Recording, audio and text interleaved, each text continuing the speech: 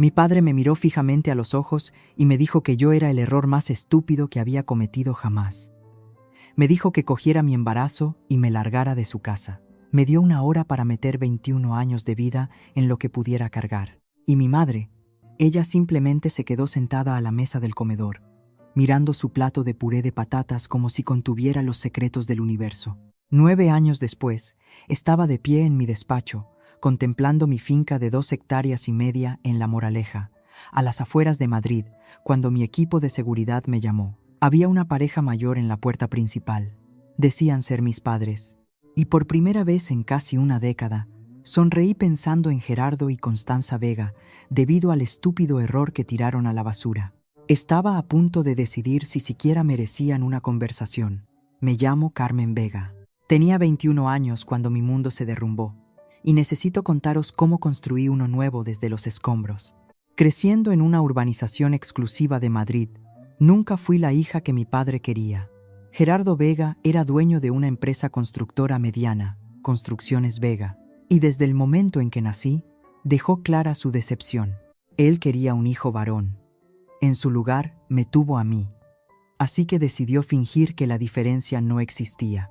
Mientras otras chicas de mi edad aprendían a hacerse trenzas y elegían vestidos para su graduación de bachillerato, yo aprendía a cambiar neumáticos en nuestro garaje, pasaba los veranos cargando materiales en sus obras bajo el sol abrasador y jugaba al baloncesto. Aunque yo secretamente quería tomar clases de baile, mi padre tenía un plan para mí. Veréis, yo iba a ser el hijo que nunca tuvo. Iba a hacerme cargo de Construcciones Vega y continuar su legado. El hecho de que fuera una chica era solo un inconveniente que él eligió ignorar. Yo también me volví bastante buena ignorándolo. Aprendí a tragarme mis sentimientos, a rendir, a lograr objetivos. Estudié administración y dirección de empresas en la Universidad Complutense porque eso es lo que él esperaba. Sacaba matrículas de honor porque cualquier cosa menos significaba un sermón sobre el potencial desperdiciado. Me convertí en una perfeccionista, siempre persiguiendo una aprobación que nunca llegaba del todo. Mirando atrás, me doy cuenta de que podía reconstruir un carburador con los ojos cerrados, pero todavía no sé hacer una trenza francesa ni para salvar mi vida. Vaya educación, ¿verdad? Mi madre, Constanza, era un tipo diferente de problema. No era cruel. Simplemente estaba ausente en todas las formas que importaban. Flotaba por nuestra casa como un fantasma, nunca contradiciendo a mi padre, nunca defendiéndome, nunca haciendo una sola ola. Solía pensar que era débil. Más tarde, me di cuenta de que simplemente había hecho su elección hace mucho tiempo. Y esa elección fue la comodidad por encima de la valentía. Si alguien me hubiera dicho entonces que en solo 8 meses perdería todo mi familia, mi futuro y el hombre que creía que me amaba, todo en las mismas 24 horas, me habría reído. Pero la vida tiene un sentido del tiempo muy cruel, y el mío estaba a punto de agotarse. Entonces conocí a Tomás Rubio. Mirando atrás ahora, debería haber sabido que cualquier hombre cuya sonrisa pudiera convencerte de que el cielo es verde, probablemente estaba mintiendo sobre el color de todo lo demás también. Pero yo tenía 21 años y estaba desesperada por ser amada por alguien que realmente me viera como una mujer. Así que cuando este guapo representante farmacéutico de 24 años empezó a hablar de nuestro futuro como si ya estuviera escrito en las estrellas, creí cada una de sus palabras. Boda, hijos, un chalet en la sierra. Después de 21 años de que me dijeran que no era suficiente, aquí había alguien que me hacía sentir que yo lo era todo. Me enamoré perdidamente. Ese tipo de caída en la que ni siquiera te das cuenta de que has dejado el suelo hasta que ya te estás estrellando contra el hormigón. 8 meses después de empezar nuestra relación, descubrí que estaba embarazada. Aterrorizada no empieza ni a cubrir lo que sentí. Pero Tomás parecía feliz. Hablaba de nombres para el bebé, de los colores de la habitación, de enseñar a nuestro hijo a montar en bici por el Parque del Retiro. Me permití creerle.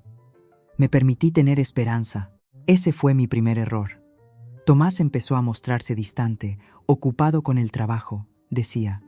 Viajando más, decía. Reprimí mis preocupaciones, porque necesitaba que el cuento de hadas fuera real. Necesitaba que algo en mi vida no fuera una decepción. Mi segundo error fue decírselo a mis padres. Planeé anunciar mi embarazo en la comida del domingo. Se suponía que Tomás estaría allí conmigo, pero canceló en el último minuto. Emergencia laboral, afirmó. Así que me senté sola frente a Gerardo y Constanza Vega. Empujé la comida por mi plato y finalmente dije las palabras que lo cambiarían todo. Mis manos se quedaron heladas bajo la mesa. Podía sentir los latidos de mi corazón en la garganta, golpeando tan fuerte que estaba segura de que podían oírlos al otro lado del comedor. La cara de mi padre pasó por varias etapas. Confusión primero, luego incredulidad, y luego algo frío y duro se asentó en sus rasgos. Algo que nunca había visto en 21 años. Mi madre simplemente se congeló, con el tenedor a medio camino de su boca, una estatua con perlas y silencio. Gerardo no gritó al principio. Eso hubiera sido más fácil. En cambio, habló con esa voz tranquila y controlada que de alguna manera era peor que cualquier grito. Habló sobre sus planes para mí, sobre cómo se suponía que yo debía hacerme cargo de la empresa, sobre cómo una hija embarazada y soltera destruiría su reputación en la comunidad empresarial de Madrid, sobre cómo había pasado 21 años tratando de moldearme en algo útil, y así era como yo le pagaba. Entonces se rompió la calma. Se levantó tan rápido que su silla cayó hacia atrás y se estrelló contra el suelo de parqué. El sonido me hizo estremecer como un disparo. Y luego dijo palabras que llevaré conmigo hasta el día que muera. Dijo que yo era solo un estúpido error de su pasado. Dijo que debería haber intentado tener un hijo varón otra vez, en lugar de perder el tiempo conmigo. Me dijo que cogiera mi embarazo y saliera de su casa. Miré a mi madre.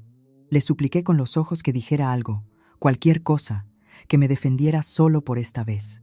Ella miró su puré de patatas como si fuera la cosa más fascinante que hubiera visto jamás. Gerardo me dio una hora. Hice 2 maletas con manos temblorosas. 21 años de existencia embutidos en lo que cupiera. Mi madre no vino a mi habitación, no ofreció ayuda, no dijo adiós. Podía oír la televisión encendida en el piso de abajo, algún concurso con música alegre mientras yo me borraba de mi hogar de la infancia. Salí por la puerta principal y nunca miré atrás. En mi coche, llamé a Tomás. Sin respuesta. Llamé de nuevo, buzón de voz. Envié un mensaje con dedos temblorosos, diciéndole que mi padre me había echado, diciéndole que le necesitaba. 3 horas esperé una respuesta. 3 horas sentada en un aparcamiento oscuro, mirando la pantalla de mi móvil como si tuviera todo mi futuro, rezando para que el cuento de hadas sobreviviera solo un poco más. Entonces llegó su mensaje, y lo que quedaba de mi ingenuo corazón se hizo añicos en pedazos tan pequeños que no estaba segura de si alguna vez los encontraría todos. Antes de continuar, si te está gustando esta historia, por favor dale al botón de suscribirse y dime en los comentarios desde dónde nos ves y qué hora es allí. Veo cada comentario y significan el mundo para mí. Muchas gracias por tu apoyo. Ahora, ¿dónde estábamos? Ah, sí, el mensaje de Tomás. 6 palabras. Eso es todo lo que me dio. Después de 8 meses. Después de todas esas promesas. Después de hablar de nuestro futuro y nuestro bebé y el para siempre. 6 palabras en una pantalla brillante, en un aparcamiento oscuro. Dijo que no podía hacer esto. Dijo que lo sentía. Me dijo que no le contactara de nuevo. No le hice caso. Por supuesto que no. Le llamé probablemente 40 veces esa noche. Cada llamada iba directa al buzón de voz hasta que eventualmente el número dejó de conectar. Me había bloqueado. El hombre que hablaba de los nombres de nuestros hijos me había bloqueado como si fuera una vendedora telefónica. A la mañana siguiente, conduje hasta su apartamento en el barrio de Salamanca. Necesitaba respuestas. Necesitaba mirarle a los ojos y entender cómo alguien podía transformarse de príncipe azul a fantasma de la noche a la mañana. Una mujer abrió la puerta. Era guapa, arreglada. Llevaba un anillo de compromiso que captaba la luz de la mañana como una pequeña bola de discoteca de traición. Se llamaba Laura y había estado prometida con Tomás Rubio durante 2 años. 2 años. Mientras Tomás me susurraba promesas al oído, se iba a casa con una prometida que no tenía idea de que yo existía. Yo era la otra en una historia de la que ni siquiera sabía que formaba parte. Las náuseas matutinas contra las que había estado luchando de repente no tenían nada que ver con el embarazo. Laura y yo nos quedamos mirándonos por un momento. 2 mujeres dándose cuenta de que habíamos estado amando la misma mentira. Entonces Tomás apareció detrás de ella y la máscara finalmente cayó. No quedaba encanto, ni calidez. Me miró como si fuera un inconveniente, un desastre que necesitaba limpiar. Me dijo que manejara mi problema, y me cerró la puerta en la cara. Debería haber visto las señales. El hombre hacía viajes de trabajo a lugares supuestamente exóticos, pero nunca volvía moreno ni con una sola fotografía. Solía pensar que simplemente era reservado. Resulta que solo era un mentiroso profesional con una tarjeta de puntos de Iberia. Así que allí estaba yo, con 21 años, embarazada, desheredada y abandonada en el lapso de 24 horas. Tenía 847 euros en mi cuenta de ahorros. Mi padre ya había llamado a todos nuestros parientes, envenenando el pozo antes de que yo pudiera siquiera pedir ayuda. Mi tía intentó enviarme dinero en secreto, pero Gerardo se enteró y amenazó con cortar la relación con ella completamente. Incluso mi madre logró pasarme 500 euros a través de un primo, pero cuando mi padre lo descubrió, le quitó todas las tarjetas de crédito como castigo. Encontré una habitación en una pensión en Vallecas. Olía a humedad y a sueños rotos, pero costaba 60 euros a la semana, y eso era todo lo que podía permitirme. Trabajé en 3 empleos. Las mañanas en una panadería, empezando a las 4 de la madrugada, cubierta de harina y agotamiento. Las tardes en una tintorería, planchando la ropa de otros mientras la mía se desmoronaba. Las noches en un call center, siendo gritada por extraños hasta las 10 de la noche. Caía en mi pequeña cama, dormía 5 horas y volvía a hacerlo todo de nuevo. Mi cuerpo aguantó tanto como pudo. A los 6 meses de embarazo, me desmayé durante mi turno en el call center. Simplemente me desplomé allí mismo entre los cubículos como una marioneta a la que le han cortado los hilos. Me desperté en un hospital de la Seguridad Social con un médico, diciéndome que me estaba matando a mí y a mi bebé. Dijo que tenía que bajar el ritmo, o la perdería. Dejé 2 de mis trabajos. No tenía elección. Sobreviví con un solo ingreso, ayudas sociales y un nivel de ansiedad que probablemente debería haber tenido su propio código postal. Mi hija nació en abril. La llamé Iris, por la flor y la diosa del arco iris, porque ella era el único color que quedaba en mi mundo gris. Llegó a esta vida en una sala de partos sin familia esperando fuera, sin padre caminando por los pasillos, sin abuelos ansiosos por sostenerla, solo yo, agotada y aterrorizada, y más enamorada de lo que había estado en toda mi vida. La enfermera preguntó si mi familia venía. Le dije que estaban de viaje. Era más fácil que explicar que mi familia me había tirado como basura de ayer. Sostuve a Iris en mis brazos, este ser humano diminuto y perfecto que no había hecho nada malo excepto existir. Y le hice una promesa. Juré que ella nunca, jamás sabría lo que se siente al no ser deseada. Mi padre, mientras tanto, estaba ocupado borrándome de la existencia. Le dijo a todos en nuestro círculo social de Madrid que yo tenía problemas, que tomaba malas decisiones. Insinuó cosas sin decirlas directamente, dejando que la imaginación de la gente rellenara los peores detalles. Viejos amigos de la familia cruzaban la calle para evitarme si visitaba la zona. Antiguos compañeros de universidad dejaron de contestar mis mensajes. Descubrí a través de la publicación accidental de un primo en redes sociales que me habían recortado de cada foto familiar. 21 años de cumpleaños, navidades y graduaciones, y yo ya no aparecía en ninguna de ellas. Pero aquí está la cosa sobre tocar fondo. Una vez que estás allí, no hay otro lugar a donde ir que hacia arriba. Y aprendí ese año cómo estirar 12 euros para 7 días de comida. Aprendí 47 recetas diferentes con arroz y lentejas. A día de hoy soy millonaria, y todavía no puedo mirar una judía pinta sin que me tiemble un poco el ojo. Algunos traumas se quedan contigo. Sin embargo, la herida que cortó más profundo no fue la rabia de mi padre.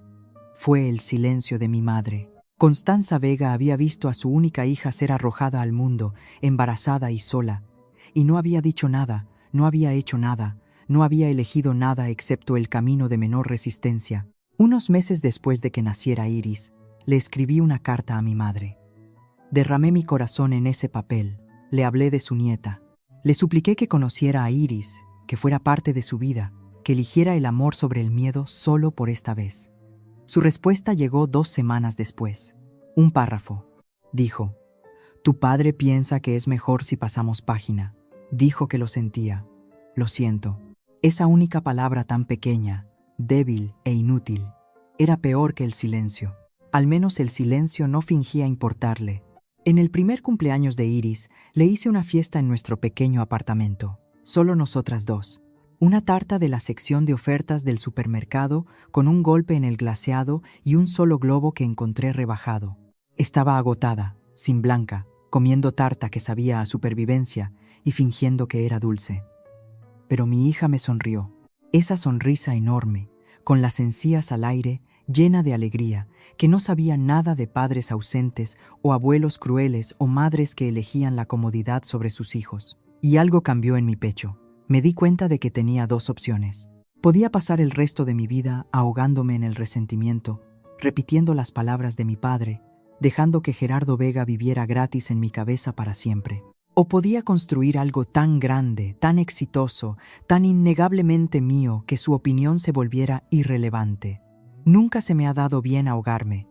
El punto de inflexión vino de una fuente inesperada, una mujer viuda y dura de 68 años, llamada Miriam Castellanos, que dirigía una empresa de gestión de propiedades en apuros y tenía cero paciencia para las excusas. Conseguí un trabajo de nivel básico en su firma cuando Iris tenía unos 18 meses, archivando papeles, contestando teléfonos, haciendo café que Miriam siempre se quejaba de que estaba demasiado aguado. Pero Miriam se daba cuenta de las cosas.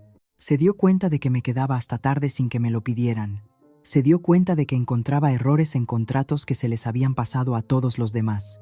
Se dio cuenta de que tenía el tipo de hambre que viene de no tener nada y tener todo que demostrar. Un día, me llamó a su despacho y me preguntó qué quería hacer con mi vida. Le dije que quería no volver a ser impotente nunca más. Asintió como si esa fuera la única respuesta aceptable y comenzó a enseñarme todo lo que sabía. Miriam había construido su empresa desde cero, después de que su marido muriera y la dejara con 3 hijos y una montaña de deudas. Ella entendía la supervivencia, entendía lo que significaba ser subestimada, y vio algo en mí que yo aún no podía ver en mí misma. Descubrí que tenía un don para el sector inmobiliario, no del tipo de ventas llamativas, sino algo más valioso. Podía mirar una propiedad descuidada, un edificio que todos los demás veían como una causa perdida, y ver exactamente en qué podría convertirse.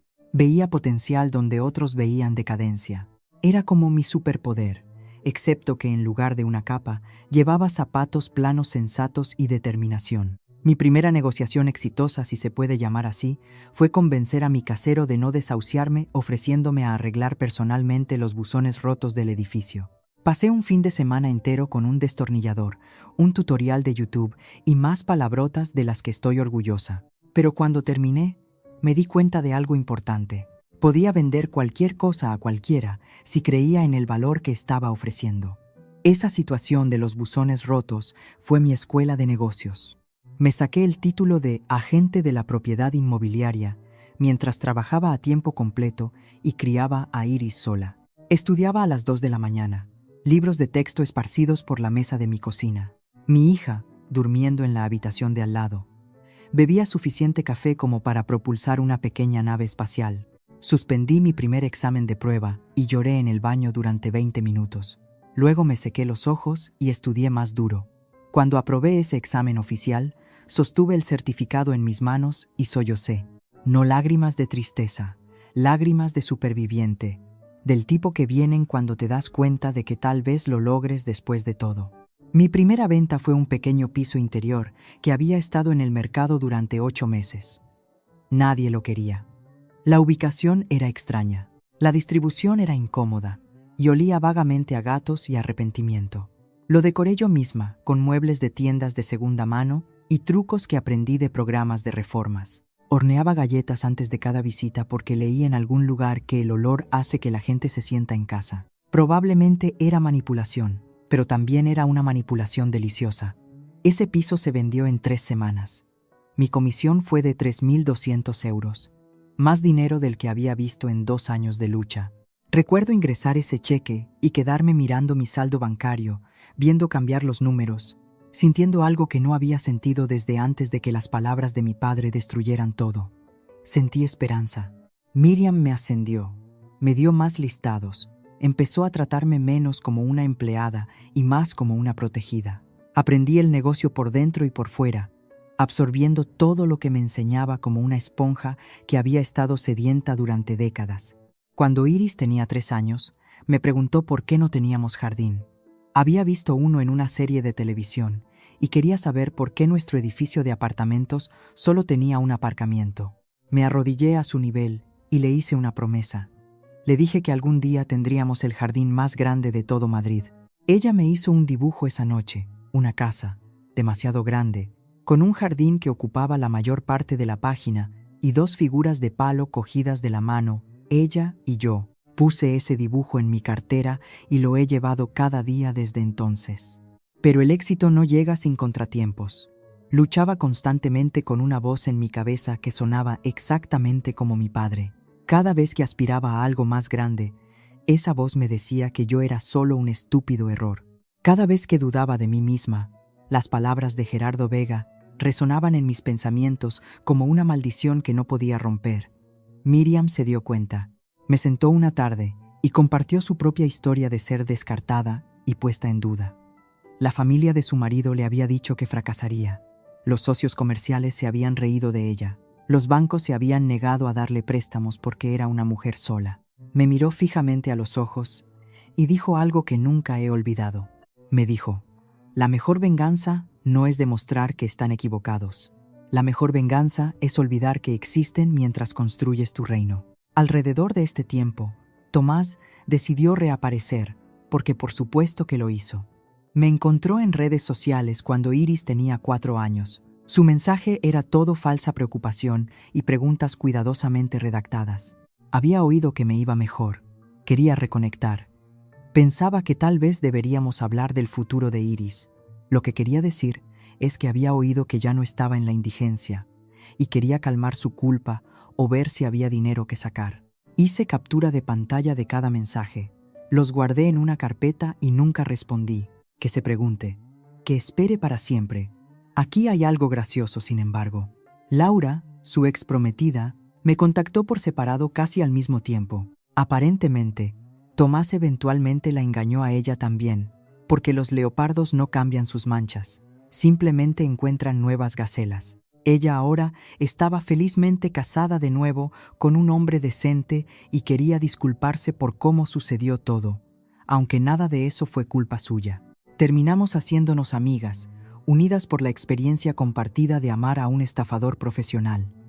La vida es extraña de esa manera. A veces las personas que deberías odiar se convierten en las que mejor te entienden. A través de conexiones en la industria, empecé a escuchar rumores sobre Construcciones Vega. Mi padre se había excedido durante un boom inmobiliario. Aceptó préstamos malos con condiciones peores, y su empresa se estaba desangrando lentamente. Su orgullo no le dejaba admitirlo. Constanza tuvo que despedir a su empleada del hogar. Dejaron de ir a sus vacaciones anuales en Marbella. Pequeñas grietas en la fachada que solo alguien mirando de cerca notaría. Yo lo noté. No sentí satisfacción. Aún no. Estaba demasiado ocupada construyendo mi propio imperio para gastar energía en el suyo desmoronándose. Para cuando Iris empezó primero de primaria, había ahorrado 180.000 euros. Tenía un plan, una reputación y un futuro que no tenía nada que ver con Gerardo o Constanza Vega. No estaba planeando venganza. Estaba simplemente demasiado ocupada para la venganza. Pero si mi éxito casualmente arrojaba luz sobre exactamente lo que tiraron a la basura, bueno, eso era solo buen posicionamiento. Para cuando tenía 28 años, había aprendido algo importante sobre mí misma. No era solo una superviviente, era una constructora. Miriam Castellanos decidió jubilarse. 68 años de trabajar, luchar y demostrar que todos estaban equivocados le habían ganado una playa en algún lugar cálido, donde nadie supiera su nombre y nadie necesitara su experiencia. Antes de irse, me sentó y me ofreció su lista completa de clientes a un precio tan bajo que era prácticamente un regalo. Traté de discutir. Traté de pagarle lo que realmente valía. Ella solo me miró con esos ojos agudos que lo habían visto todo, y dijo que esta era su inversión en el futuro. Dijo que quería ver lo que yo construiría, y no podía hacer eso si estaba arruinada por pagarle de más. Luego me entregó una botella de champán. Me dijo que no la abriera hasta que hiciera mi primer millón y salió por la puerta. Todavía tengo esa botella. La estoy guardando para algo aún más grande ahora. Lancé Inmobiliaria Fénix desde una oficina diminuta en Alcobendas, con un escritorio, una silla y más ambición que metros cuadrados. El nombre no era sutil, pero la sutileza nunca me había llevado a ninguna parte. Yo era un fénix. Había ardido y había resurgido. Cualquiera que tuviera un problema con eso podía discutirlo con mis márgenes de beneficio. Mi especialidad se convirtió en encontrar propiedades descuidadas en barrios que estaban a punto de transformarse, edificios que todos los demás descartaban como causas perdidas. Los compraba, los restauraba con cuidado e inteligencia y los vendía por considerablemente más de lo que pagué. Mi primer proyecto importante fue un edificio de apartamentos condenado en el barrio de Tetuán que el ayuntamiento estaba a punto de demoler. Vi potencial donde todos los demás veían escombros.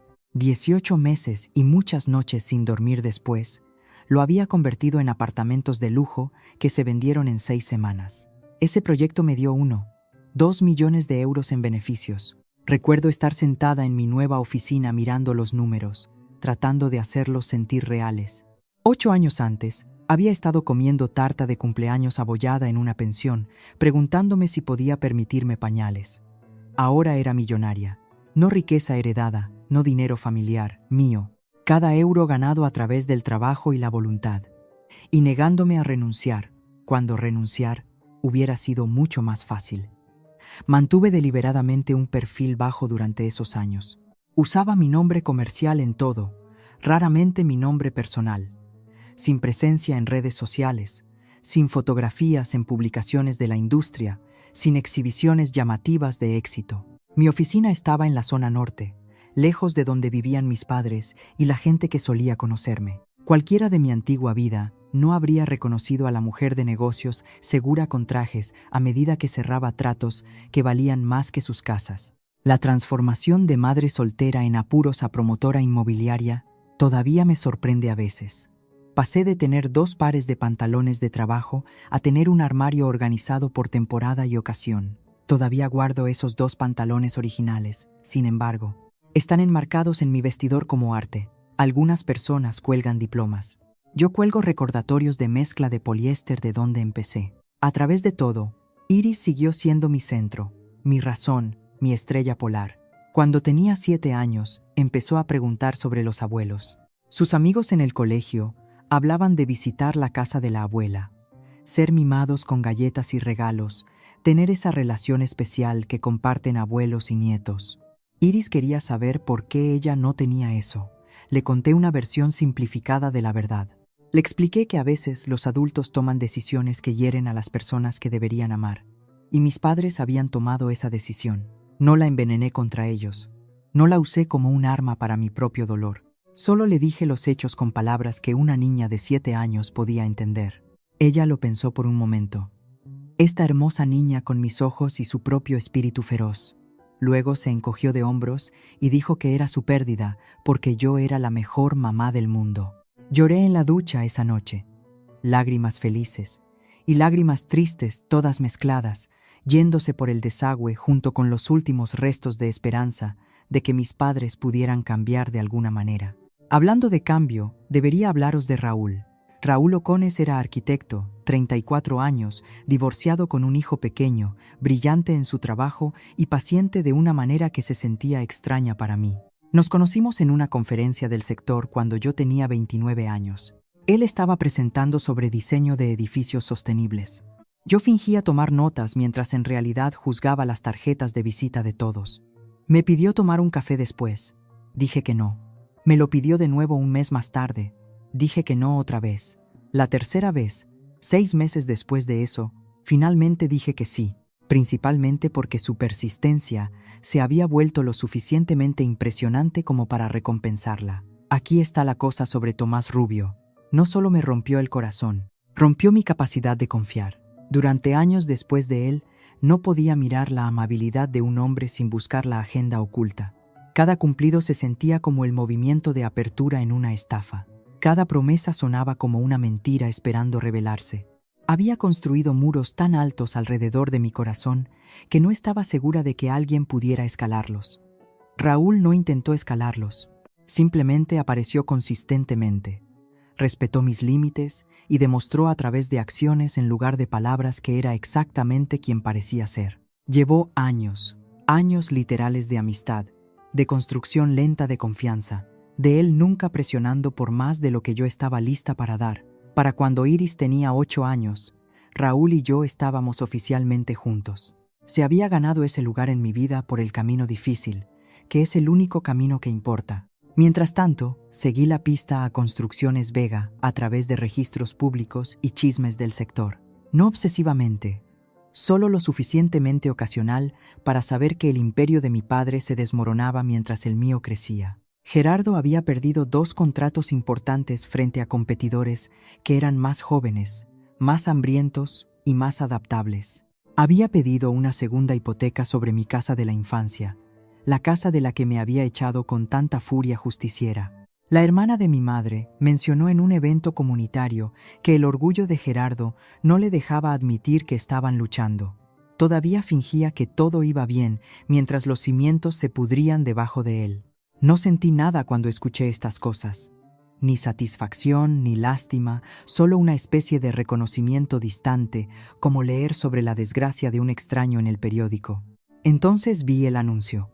Finca Los Castaños, 6 habitaciones, 2 hectáreas, una propiedad histórica en La Moraleja que había estado en el mercado durante 2 años porque el precio de venta era ambicioso y las necesidades de renovación eran significativas.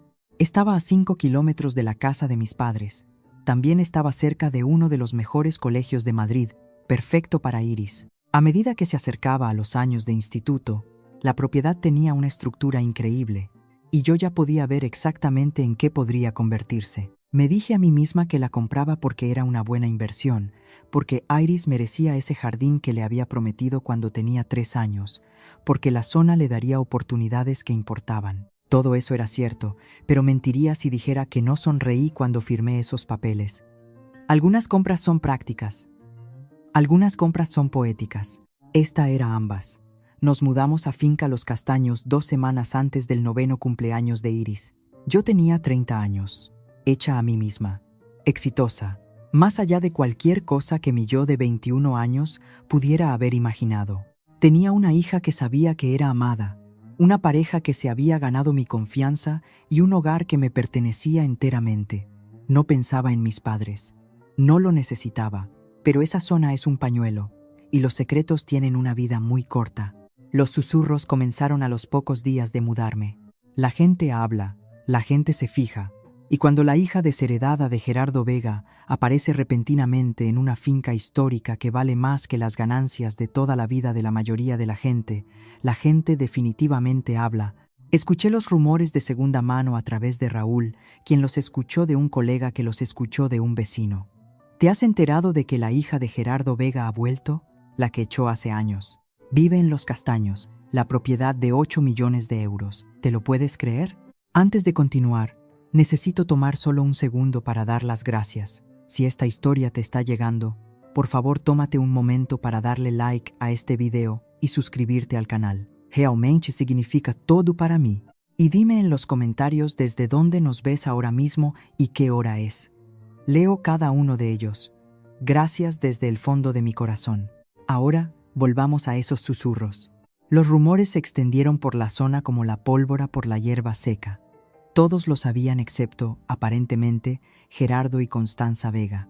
Vivían en su propia burbuja de negación, todavía fingiendo que su reputación estaba intacta, todavía creyendo que nadie sabía sobre sus problemas financieros o su hija descartada. Constanza se enteró primero, en su club de bridge, de todas las cosas. Alguna amiga bien intencionada preguntó si estaba emocionada por tener a Carmen de vuelta en la ciudad, por tener acceso a su nieta. Constanza aparentemente se puso pálida como el papel y se excusó temprano. Se lo contó a Gerardo esa noche. Solo puedo imaginar cómo fue esa conversación. Su cara cuando se dio cuenta de su estúpido error, la hija que había tirado como basura ahora vivía en una casa que él nunca podría permitirse. La hija que había borrado de las fotografías valía más de lo que él volvería a hacer jamás. Gerardo no lo creyó al principio. No podía creerlo. Investigó obsesivamente a Inmobiliaria Fénix, según lo que escuché más tarde. Encontró el portafolio, los premios, el reconocimiento de la industria. Encontró fotografías mías en conferencias, estrechando la mano de alcaldes y promotores, pareciéndome nada a la chica llorosa a la que había dado una hora para empaquetar su vida. Imagino que su cara pasó por varias etapas durante esa investigación. Confusión, negación, reconocimiento y finalmente algo que probablemente no había sentido en años: desesperación. Fue un sábado por la mañana cuando llegó la llamada. Yo estaba en mi despacho revisando planos para un nuevo proyecto de desarrollo, bebiendo café y disfrutando de la tranquilidad. Iris estaba jugando en el jardín con el hijo de Raúl, sus risas flotando a través de la ventana abierta como música. Mi equipo de seguridad llamó, muy profesional, muy neutral. Me informaron que había una pareja mayor en la puerta principal. La pareja afirmaba ser mis padres y solicitaba entrar a la propiedad. Mi corazón se detuvo, luego comenzó de nuevo, más rápido que antes. Miré por la ventana a Iris, mi hija, feliz e inocente, inconsciente de que las personas que la habían rechazado antes incluso de nacer estaban actualmente paradas en nuestra puerta, esperando ser invitadas a entrar. Le dije a seguridad que les informara que estaría allí en breve. Luego les hice esperar 47 minutos. Me encantaría deciros que no fue mezquindad, que genuinamente necesitaba ese tiempo para recomponerme, para preparar lo que diría, para calmar mis nervios. Y eso era en parte cierto, pero mentiría si dijera que no hubo cierta satisfacción en saber que Gerardo Vega estaba parado fuera de una verja, esperando permiso para entrar mientras su hija se tomaba su tiempo, decidiendo si él valía el esfuerzo. Algunas cosas se ganan con paciencia, otras cosas se ganan haciendo esperar a la gente. Cuando finalmente bajé a la puerta, los vi claramente por primera vez en 9 años. Gerardo había envejecido mal. El estrés de la ruina financiera estaba escrito en su cara en líneas profundas y piel grisácea. Había perdido peso, pero no de una manera saludable, de la manera que viene cuando la preocupación te come vivo desde dentro. Constanza estaba parada ligeramente detrás de él, más pequeña y frágil de lo que recordaba, sus ojos rojos como si hubiera estado llorando recientemente. Gerardo intentó sonreír cuando me vio. Fue la cosa más patética que he presenciado en mi vida. Este hombre que me había gritado, que me había llamado un error estúpido, que me había dado 60 minutos para borrarme de su existencia, ahora estaba intentando parecer cálido y paternal. La actuación fue tan mala que habría sido graciosa si no fuera tan trágica. Empezó a hablar inmediatamente, ni siquiera esperó a que yo hablara. Las palabras salían de su boca sobre la familia y los malentendidos y agua pasada y seguir adelante. Habló sobre lo orgulloso que estaba de lo que yo había construido. Orgulloso. El hombre que me dijo que yo no valía nada ahora reclamaba orgullo por mi éxito. Constanza no dijo nada. Simplemente miraba la finca detrás de mí, los jardines, la evidencia de la vida que su hija había construido. Sin ninguna ayuda de ella, me pregunté qué estaba pensando. Me pregunté si sentía arrepentimiento o simplemente envidia. Dejé que Gerardo terminara su discurso. Llevó un tiempo. Claramente lo había ensayado, aunque no lo suficientemente bien para hacerlo convincente. Cuando finalmente dejó de hablar, hablé por primera vez. No grité. Había imaginado este momento durante años, y en mi imaginación siempre gritaba, chillaba todo el dolor y la ira y la herida que se había estado enconando dentro de mí. Pero parada allí, mirando a este hombre disminuido que solía aterrorizarme, sentí algo inesperado. Calma. Le dije que me había llamado un error estúpido, que me había dicho que no era nada, que me había borrado de las fotografías familiares como si nunca hubiera existido. Le recordé a Constanza que me había escrito una carta eligiendo su comodidad sobre su propia nieta, que su lo siento no fue suficiente entonces y nunca sería suficiente ahora. La fachada de Gerardo se rompió. Admitió que la empresa estaba en bancarrota. Estaban a punto de perder la casa. Todo lo que había construido se había ido y necesitaba ayuda. De hecho, me dijo esas palabras. Dijo que tenía que ayudarles porque eran mis padres. Casi me reí. Casi porque aquí estaba el hombre que se había negado a ser mi padre cuando lo necesitaba, exigiendo que yo fuera su hija ahora que él me necesitaba. Finalmente me veía como capaz, pero solo porque necesitaba mi chequera. Más vale tarde que nunca, diría alguna gente. Algunas cosas son simplemente demasiado tarde. Miré a mi padre por un largo momento. Realmente le miré. a este hombre que había moldeado toda mi infancia con su decepción y demandas, que me había hecho sentir como un fracaso simplemente por haber nacido con el género equivocado, que me había tirado cuando más le necesitaba y esperaba que me arrastrara de vuelta cuando él me necesitaba. Luego miré a mi madre, la mujer que había elegido el silencio sobre el amor, que había visto a su única hija ser descartada y no había hecho nada, que había escrito lo siento en una carta como si esa única palabra pudiera vendar una herida que llegaba hasta el hueso. Y sonreí. No con crueldad, no con venganza, no con la satisfacción de verle sufrir. Sonreí porque me di cuenta parada allí frente a mi hermosa casa, con la risa de mi hija de fondo, que ya no necesitaba nada de ellos. Ni su aprobación, ni su arrepentimiento, ni siquiera su reconocimiento de lo equivocados que habían estado. Era libre. Le dije a Gerardo que no iba a ayudarle, no porque quisiera que sufriera, sino porque no le debía nada. Él había dejado eso claro hace 9 años, cuando me dio 1 hora para meter mi vida en maletas. La deuda entre nosotros se saldó en el momento en que salí por su puerta. Le dije que tenía una hija que nunca había sabido lo que se sentía al no ser querida. Ese era mi legado. No salvar a las personas que me tiraron cuando estaba en lo más bajo. Luego me dirigí a Constanza específicamente. Le dije que podría haberle dejado, podría haberme elegido a mí. Podría haber sido una madre cuando importaba. No lo hizo. Ese fue su derecho, su elección, y esta era la mía. Gerardo intentó la ira primero. Alzó la voz. Habló de todo lo que había hecho por mí mientras crecía. Trató de hacerme sentir culpable. Rebotó en mí como la lluvia en el cristal. Su ira ya no tenía poder. Luego intentó la culpa. Me recordó que eran viejos, que no tenían a dónde ir, que yo era su única hija. No sentí nada. La culpa que intentaba invocar había sido quemada en mí hace años. Finalmente, intentó algo que parecía casi remordimiento genuino. Su voz se quebró. Sus ojos se humedecieron. Dijo que lo sentía, que se había equivocado, que había cometido el mayor error de su vida. Demasiado poco. 9 años demasiado tarde. Le dije que esperaba que encontrara la paz, pero que no la encontraría aquí. No en mi puerta, no en mi casa, no en mi vida. Constanza habló por primera vez desde que habían llegado. Su voz era pequeña, apenas por encima de un susurro. Preguntó si al menos podía ver a Iris una vez, solo para ver a su nieta. Por un momento, mi corazón vaciló. Esta era mi madre, la mujer que me había trenzado el pelo cuando era pequeña antes de que Gerardo decidiera que eso era demasiado femenino. La mujer que me había pasado 500 euros a través de un primo cuando no tenía nada. Entonces recordé la carta.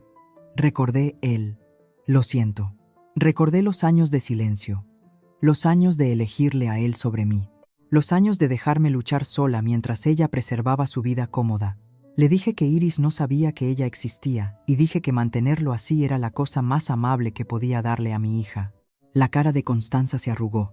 Gerardo le pasó el brazo por los hombros, todavía intentando mantener algo de dignidad, todavía jugando el papel de marido protector, aunque no había protegido nada. Se fueron lentamente, como si esperaran que yo cambiara de opinión.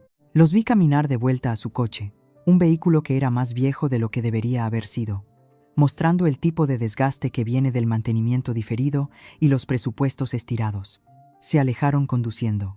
Me quedé en mi puerta hasta que su coche desapareció en la esquina y me sentí más ligera con cada centímetro de distancia entre nosotros. Iris vino corriendo unos minutos después, el hijo de Raúl persiguiéndola. Preguntó quiénes eran esas personas. Miré a mi hija, esta niña hermosa, feliz y segura, que sabía que era amada cada día de su vida, a la que nunca habían llamado error, a la que nunca habían hecho sentir que no era suficiente. Le dije que no era nadie importante, y lo decía en serio. Esa noche, Raúl vino a cenar. Nos sentamos en el jardín viendo jugar a los niños, comiendo comida que yo realmente había pagado a otra persona para cocinar porque podía permitírmelo ahora, porque había construido algo de la nada y se me permitía disfrutarlo. Iris le enseñó a Raúl su último dibujo. Nuestra familia, nuestra casa, nuestro gran jardín con árboles y flores y un columpio. 3 figuras cogidas de la mano, más el hijo de Raúl junto a ellas. Una familia que no tenía nada que ver con la sangre, y todo que ver con la elección. Miré mi vida, a la hija que había criado sola a través de los años más difíciles. al hombre que se había ganado mi confianza a través de la paciencia y la consistencia, al hogar que me pertenecía enteramente, pagado con dinero que había ganado a través de mi propia inteligencia y esfuerzo. Ni una sola pieza de ello vino de Gerardo o Constanza Vega. Y así es exactamente como debe ser. Aquellos que tiran a sus hijos no consiguen reclamar su éxito. Resurgí de las cenizas porque tuve que hacerlo. Mis padres ni siquiera intentaron encender la cerilla. Muchas gracias por ver el video. Más de mis historias más apasionantes ya están en tu pantalla. Haz clic en una ahora y no te pierdas la mejor parte. Te encantará. Nos vemos en la próxima.